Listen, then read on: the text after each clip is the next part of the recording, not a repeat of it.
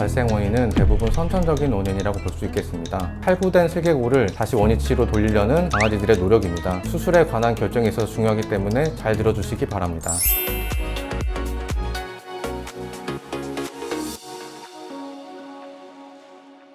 안녕하세요. 원주 스카이동물 메디컬 센터 원장 송재용입니다. 반려견을 키우시는 분들이라면 슬개골 탈구에 대해서는 다 들어보셨을 것 같은데요. 오늘 원주 스카이동물 메디컬 센터에서 슬개골 탈구의 발생 원인과 치료 방법에 대해서 꼼꼼하게 살펴보도록 하겠습니다.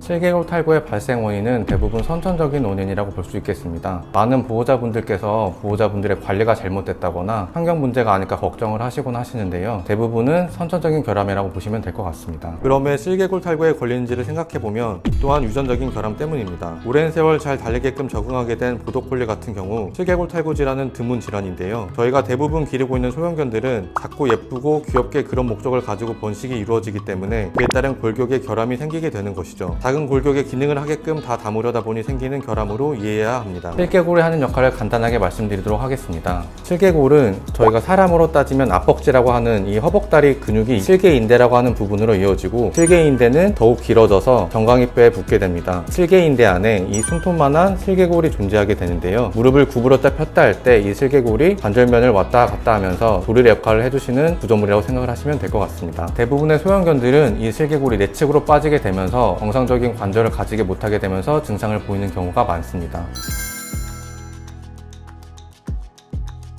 집에서도 슬개골 탈구를 진단할 수 있는 방법에 대해서 살펴보도록 하겠습니다. 강아지를 옆으로 눕혀서 다리를 구부렸다 폈다 해보실 때 딸깍거리는 느낌이 난다거나 어긋난다는 느낌이 나시는 경우 슬개골 탈구일 수 있는 가능성이 있고요. 슬개골 탈구의 증상 같은 경우에는 걷거나 뛰거나 할 때 다리를 드는 경우 또는 다리를 절뚝이는 경우가 있습니다. 또 슬개골 탈구가 심한 경우에는 아이들이 뒤에서 걷는 모습을 보았을 때 다리가 오다리가 되는 경우도 있을 수가 있겠습니다. 이는 증상이 오래 진행된 경우가 있을 수가 있으므로 꼭 병원에 내원해 보시기 바랍니다. 특징적인 증상으로는 강아지들이 서 있을 때 뒷다리를 길게 펴는 증상을 볼 수가 있는데, 이는 탈구된 슬개골을 다시 원위치로 돌리려는 강아지들의 노력입니다. 이런 스트레칭하는 증상을 자주 보이는 경우 슬개골 탈구일 수 있기 때문에 꼭 검사 받아보시기 바랍니다. 병원에서 슬개골 탈구를 진단하는 방법은 보통 크게 두 가지로 나뉠 수가 있습니다. 방사선 검사와 수의사가 직접 하는 신체 검사가 있을 수가 있습니다. 방사선 검사의 경우 순간을 촬영하는 장비이기 때문에 보통은 수의사가 직접 다리를 구부렸다 폈다 할 때 신체 검사를 하는 방법이 더욱 정확할 수가 있습니다. 슬개골 탈구의 경우 1, 2, 3, 4단계로 나뉘어서 구분을 할 수가 있는데요. 이는 수의사들끼리의 약속이라고 생각을 할 수가 있습니다. 하지만 다소 주관적인 방법이기 때문에 오차가 있을 수가 있겠습니다. 어떤 수의사는 1단계라고 하고 어떤 수의사는 4단계라고 하는 것과 같이 차이가 클 경우에는 진단에 오류가 있을 수가 있습니다. 때문에 슬개골 탈구 진단의 중요한 점은 슬개골 탈구가 실제 존재하는지, 그리고 수술을 할 만큼 정도가 심한지를 판단하는 것일 수 있겠는데요. 이는 경험 많은 수의사의 상담이 꼭 필요하겠습니다.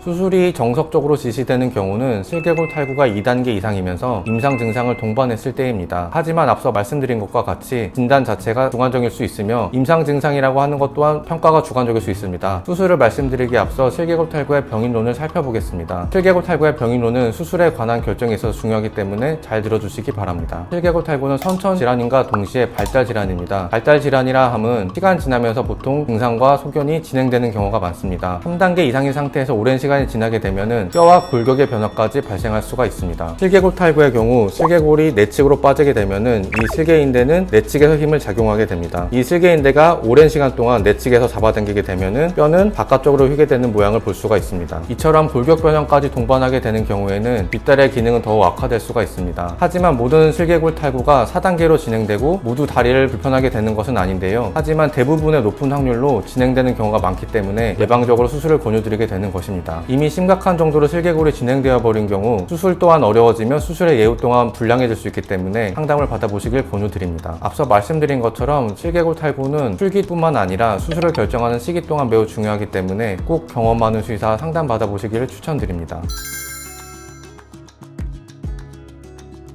크게는 내복약 복용, 한방 및 물리치료, 영양제 및 보조제 복용, 보조기 착용 등이 있습니다. 실개골 탈구의 경우 앞서 말씀드린 것처럼 해부학적인 이상입니다. 일정 이상 병이 진행된 경우에는 수술적인 치료 외에 다른 치료는 크게 도움이 되지 않을 수가 있습니다. 하지만 정도가 미약한 경우 도움될 수 있는 방법들에 대해서 살펴보도록 하겠습니다. 재활 및 물리치료는 실개골 주변의 인대나 근육이 강화되는 것을 촉진할 수 있습니다. 적절한 정도의 운동은 오히려 실개골 주변의 근육을 강화시켜주기 때문에 이는 필요하다고 할 수 있겠습니다. 일반적으로 리시워킹이라고 하죠. 목줄을 하고 가만가만 걷는 정도의 산책은 주변 근육들을 강화시켜 탈구의 예방에 도움이 될 수 있습니다. 그렇다고 전속력으로 우다다 질주하거나 갑자기 방향 전환을 한다거나 하는 움직임은 매우 좋지 못합니다. 사실 이 점이 매우 어렵습니다. 적당한 정도의 운동이 필요하다는 것이요. 사람도 체중이 갑자기 늘어나거나 애초에 체중 자체가 과도한 경우 근골격계 질환에 더욱 노출이 될 수가 있는데요. 이는 강아지도 마찬가지입니다. 따라서 체중이 너무 늘지 않게 조심해 주시는 걸 추천드리며 비만인 아이 같은 경우에는 체중 감량을 추천드립니다. 중성화를 하고 체중이 급격하게 늘어나는 경우가 많기 때문에 중성화하는 시기에 체중 감량을 잘 해주셔야 될 것 같습니다.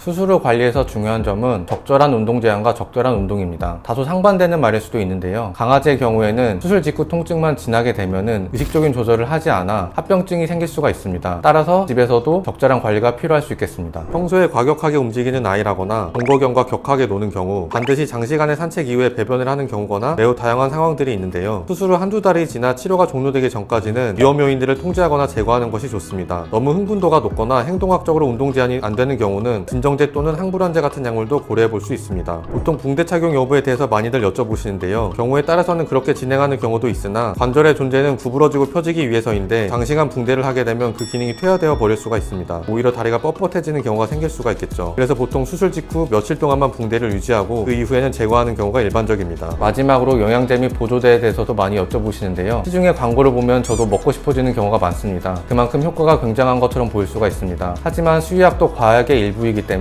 효과가 있다고 추천드리려면 그에 따른 연구 결과나 논문이 있어야 합니다. 따라서 선택하실 때 공신력 있는 연구 결과나 논문이 있는 것을 추천드립니다. 하지만 일반 보호자분들 같은 경우에 이것을 자세히 살펴보긴 어려우시기 때문에 수의사의 추천을 받는 것을 권유드립니다. 오늘은 보호자분들이 가장 궁금해하시는 실개골 탈구의 발병 원인과 치료 방법에 대해서 살펴보았습니다. 더 궁금한 점이 있으시면 댓글 남겨주시기 바랍니다. 최선을 다하는 스카이 동물병원이 되겠습니다. 감사합니다.